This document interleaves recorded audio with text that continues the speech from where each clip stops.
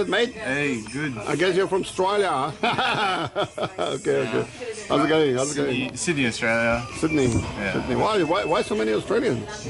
You're the third one. I saw one yesterday in Tagbina. The day before we had the lovely Raquel from Australia. I don't know. I'm here with my wife. Oh, your wife. Which one? You got two lovely ladies. Three lovely ladies. She's 7 months pregnant. Oh, the one in black? In the blue. In a blue or Blue, yeah, blue polka dotted shirt. Oh yeah. Okay, there. Nice. She lives in Australia too. Yeah. So you're on holiday in Philippines. Yeah, visiting all Family. in-laws. Yeah. So in Tagbina, right? Yeah, in Tagbina. I'm really surprised how many foreigners are coming here now. Yeah, Quite amazing. Well, I think maybe it's more relaxing than Then Sydney. Sydney. Busy city life or something like that. Sydney is busy and maybe pricey. Yeah, that too. Yeah, But you can save yeah, it's a nice place to go and relax. if you have a good job. You can save money. Yeah. Spend it here. Yeah, true. Work 6 months in Sydney and live 6 months here, right? Yeah, you could. I used to do that when I was working in China. I'd work like 6-7 months in China, spend around about 5 months here. Yeah. Or just in other A countries. lot of people I know that like when they work in remote areas and stuff, they would do that kind of thing. Have like work 6 months or work a project and then they have like a year off or 6 months off. Yeah, you can take a whole year. I took 1 year off several times. Yeah. I lived in all around, just travel around. You can live cheaply if you want. Yeah, it's true. You can make a side income too. Yeah, well, just like YouTube and other things. Yeah. YouTube, selling jewelry, whatever, you know what I mean.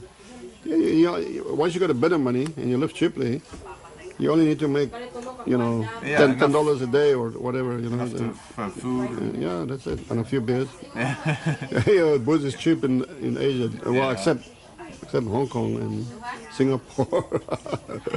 But yeah, in the Philippines, it's pretty good. Pretty cheap. What beers do you like here and what drinks? I mean, you like? I've had mainly Red Horse and Senmig. You don't get a bad headache? Yeah, I do get a bit of a headache in the morning. Yeah. But I don't mind the Tendawai rum. Yeah, you get a good one. Bit of lemonade or something. Yeah, the good label. If you pay like instead of paying 80, let's say you pay 200. Yeah. You get the really like 10 years age. Yeah. Aged. Yeah. You get the 5 years, 10 years. 5 years, 10 years. That becomes nice. Yeah, it's really nice. It's The really 10 years, I've seen 20 years, 22 years. And I can't believe the price difference. Like, Yeah. I mean, you add. I it's think like that, the same as a beer, isn't it? Yeah. You add. Let's say you pay 100 for the lowest, shittiest rum there, and then you add 200 pesos, which is how much dollar is it? $5. Yeah. $5, and suddenly you get a 20-year-old. Yeah. That's amazing. Imagine you're in Australia, you want to get a 20-year-old anything. Yeah. Probably $600 or something. Yeah. Who knows? I got some old age stuff there, and it's fucking expensive. Yeah. I mean, you could never. Yeah, but that's the amazing thing about the Philippines. It's like weird. Most people don't understand it. No. You can get things really cheap, but then if you just add nothing heavy, but you add something. Like I said, you add 100 or maybe you add 200, and suddenly you go from the fucking the what do you call it, the sewage, up to suddenly you're like wow, flying out of a in a Boeing, you're like just a couple extra. Yeah. It's the same with rooms, renting true. rooms, same with traveling. It's just crazy how it works. You pay for, like these poor girls came here from Manila yesterday. They were sitting in a bus for, I don't know, 4 or 5 hours coming here from Butuan. They paid 500 each. Yeah. Right? Now, if they added another 500 or another 800 or maybe another 1,000 possibly, they would have gotten a private car to drive them here. You understand? Yeah, like when they're all pulling together. Yeah. It definitely, because I've done like the jeepney, multi-cab, all that kind of stuff, tricycle. I've done, a fair range of the transport here. And, I think if you're going to get a bus, you're better off at least getting the aircon bus. Yeah. I mean, you pay a little bit more. a little bit more, maybe 20 peso more or something like that. But, you know, especially if it's a really hot day. Yeah. So the amazing thing, you pay a little bit more and you suddenly you just get a lot more for paying a little bit more. Yeah. Because most people will never pay that little bit more. So they try to entice you. Okay, just pay 20 pesos or 50 or maybe 100, and you suddenly, when you pay 100 more, you start to get. If you pay 200 more. And the people are really accommodating as well. I mean, like, you know, we got a tricycle from here to San Francisco. We'd done a couple of hours shopping or whatever, and then come back. And you know, the driver was he was with us the whole time, sort of like you know, he come, just waited for us, and then you know, you pay a couple of hundred extra pesos more. You know, it's amazing. It's crazy. It's truly amazing. Yeah, in Australia you never see something like that. Oh no! Oh God! No, not a chance. People value their time. Yeah. So I told you we have some German beers here. I want to show the guys. Guys, this is our German beer. We have only pure German beer in Mindanao, I think. No chemical, no hangover, no, healthy, yummy. 270 pesos for 3 cans or 3.99 for 5 cans. Guys, a real bargain. If anybody comes here, remember our German beer. What are the ladies talking about there? They're hammering on about something. God knows. Probably talking pregnancy. Probably talking about us. You know, that's a scary part. Oh, yeah, could be. Hopefully not. We're sitting here, oh, what are they talking about? They're talking about you. No, it's good. It's what, Christmas time. Yeah, everybody's relaxed now. Yeah, so everybody's relaxed. Lots of lechon. Yeah, lots of goat. tandoy eye. Yeah. And the red horse. Yeah. Actually, we're gonna have the party 31st, right? Yeah. Come on over. 5 p.m. Drop in. They had the alumni last night. Oh yeah. Yeah. So she's alumni as well. Yeah, I think they were batch 2005. Oh yeah, Leia was studying there. Before. Yeah, Leia was also a student here. Before it became a college, I think. Yeah, Leia must have been there. I think the first time was when she was 18, so that must be. What year is that? That's wow. 2005. That time, yeah. That's probably they were classmates. Yeah, or a year above you. Yeah, that's probably why they know. She studied what, education? Your wife? No, nursing. Oh, nursing. Here? Not here. In Cebu, Southwestern. Oh, yeah. So she studied there. I think it's 4 years. Passed her board exam, and then her auntie sponsored her to come to Australia. Oh yeah. And then that's where I met her. Met her. Yeah. Is it easy to once you're qualified as a nurse here? Yeah. What do you need to work in Australia? You need the IELTS, the English test. It's pretty high. I think 7s across the board, and then you can sit a skill assessment if you've got experience. Otherwise, if you have someone that can sponsor you, you can do the degree. It's a 2-year degree. Oh, 2 years. Yeah, because they're already qualified in the Philippines. Oh, yeah. So they get a year off their degree. It's only a 3-year degree in the Philippines, in Australia. Unlike the Philippines. So what did she do? How did she do it? So she's registered nurse in Australia now. She'd studied another 2 years at university. Cool. University, college, depending on where you're from. So she's getting a much higher salary there than here, I suppose. Yeah. So it's nice, and the government, I think, gives them some tax-free benefits. I think because instead of giving them a pay rise, I think they worked out like a deal. Just tax-free for a certain amount. Oh yeah. More holidays. Hello. How are you? She's how old? 5? 5, yeah. Still a bit shy. 5.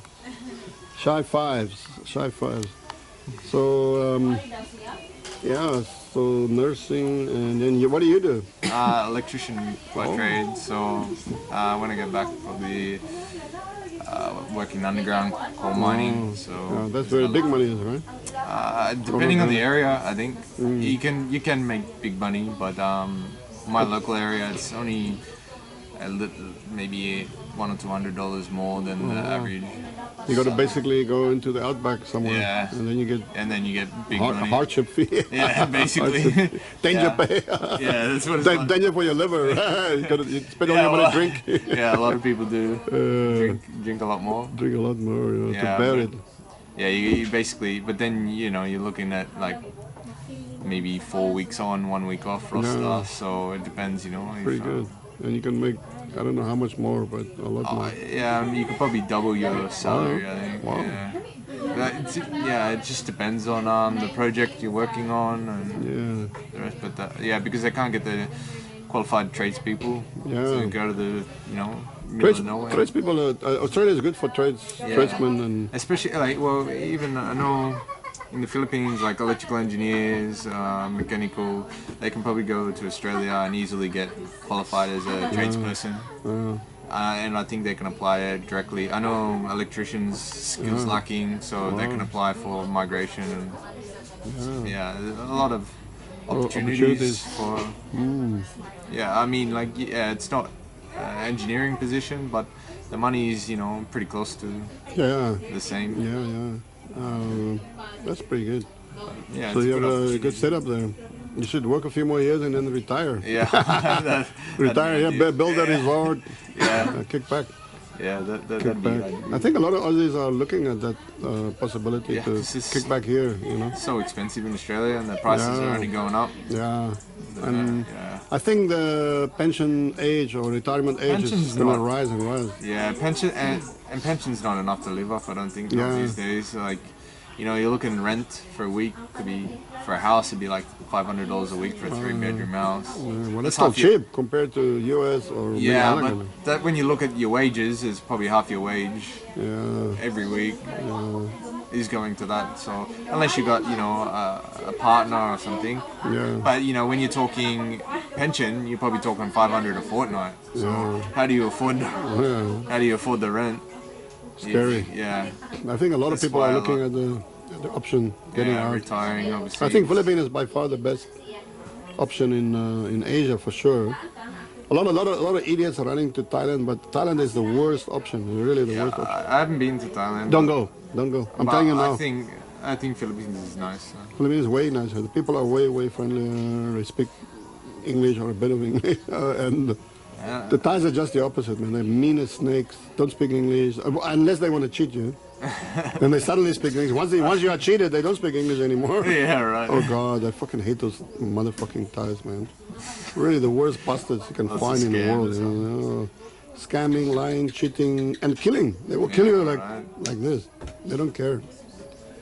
I know several guys who kicked a bucket there, not in a natural way. Let's put it that way. I think.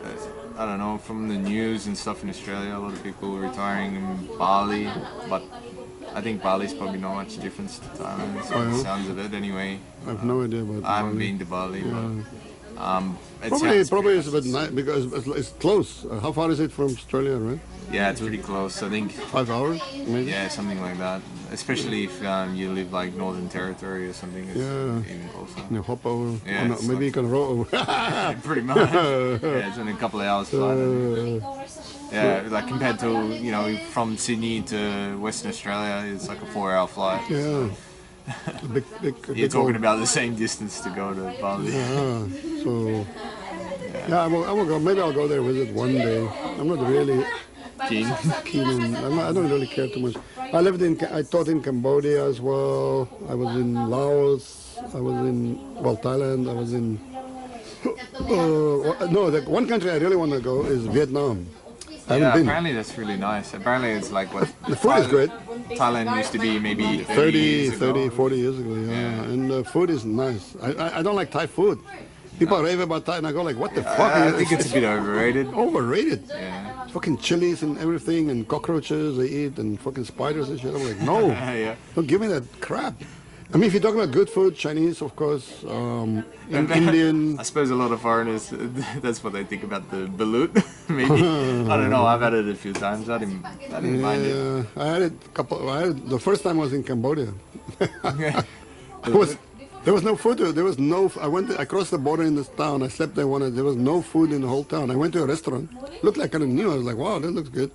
Sat down there for about 30 minutes. Nobody. And then suddenly a woman shows up, a young girl. She brought me a menu, and I'm like, okay, give me this. Oh no. Okay, this. No. No. I said, what do you have here? Oh no. Like, oh, okay, bye bye. Then I walked along the river. And I saw a woman standing there along the river, just by herself. There's nobody. A woman with a small table, with a basket, and then 2 chairs, 2 stools. So she's like, oh, sit down, you know, and I'm like, okay, I sat down, and then she opened the box, and she's like, showed me an egg, and I was like, yeah, I'm hungry, you know, like, yeah. I haven't eaten all day. So it's like, she's like you see in the movies, like very theatrical, you know. She had this little silver egg stand, you know. She put the egg in the egg stand, and she got these little spoons and little knives. Yeah, nice. And then I'm sitting here. It's just a river behind her. Yeah. And as far as you can see, there's nobody, nothing. I'm like, wow, this is like weird. It's like a fucking movie. It's like a Clint Eastwood movie, you know, the good, the bad, and the ugly, you know. So, and she chopped off the top of the egg, you know, and then she gave me this tiny little spoon, and I'm like, okay, I'm digging in, I'm eating. Suddenly I was like, huh, my spoon is stuck in there, you know. I'm like, oh, look, fuck, I just saw a wing, you know, like I'm like, hey, what the hell is wrong with this egg, you know? And she's like, yeah, good. I'm like, no good. I said, no. I pushed the one egg away. I said, and I bought 2 eggs, and she only had 2, so it was like I bought both. And then I said I pointed to the other egg, and I go like, same, and she goes like, yeah. I'm like, oh my God, I'm gonna be hungry today. You know, I took that egg. I went back to this hostel. I think it was a German guy running, Otto, and I gave it to the workers. They were really happy, man. I guess they must have been. Yeah, and they're living off rice and rainwater at that time. I think today is much better, but I'm talking about 2002. Yeah. 2002, crazy place. So you're here for a few weeks and then back to work. Yeah, back to reality. Yeah, reality. Yeah. Back to reality, man. And when you're back again? Don't know yet because we got the baby due in March. So. Oh, 24th in March. So that's. So yeah, I don't know. Maybe. You're gonna stay in Australia for the big moment, man. Yeah. Yeah. So maybe another year. Yeah, maybe another year. Or so. Another year. It's not gonna be easy traveling. No, it won't be. Not with the baby. Yeah, that's hard. That's hard. Well, very cool, man. And what's your name? Chris. Chris. Okay, Chris. Chris from Sydney, Australia, guys, and yet another Aussie, one of the many, the multitude here in Philippines, and especially coming to Mindanao. Very happy to see them always. We usually have a few beers on New Year's. We're definitely going to have a few good drinks, and all cool, man. Thanks. Cheers.